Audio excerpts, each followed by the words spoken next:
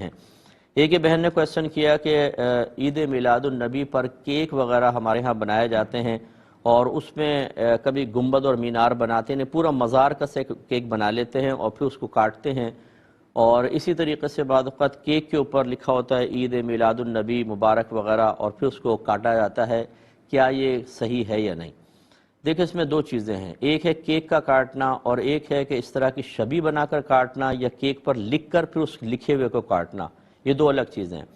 تو کیک جو ہے وہ کاٹنا تو شریعت نے کوئی منع نہیں کیا ہے، بشرطے کہ اس میں ریاکاری نہ ہو، اس میں دکھلاوا نہ ہو، اس میں انسان حد اعتدال سے نہ بڑھے، اس میں تفاخر نہ ہو، فخر کرنا نہ ہو، ورنہ پھر ان چیزوں کو کوئی فائدہ نہیں ہے، یہ الٹی قابل گرفت ہو جاتی ہیں۔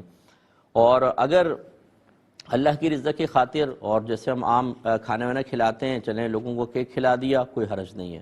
اب لکھنے کا معاملہ اور شبیہ کا وہ میں عرض کرتا ہوں، پہلے ایک کال لے لیتے ہیں۔ السلام علیکم۔ ایک یہ کویسچن جو تھا ابھی میں عرض کر رہا تھا کہ دیکھیں کیک کاٹنا تو شرعاً جائز ہے، لیکن شبیہ بنا کر معاذاللہ مزار کو پھر شہید کرنا، گنبد کو شہید کرنا، اسی طرح میلاد النبی لکھا ہو پھر نبی کے لفظ کو چاک کرنا، یہ سخت بے ادبی ہے۔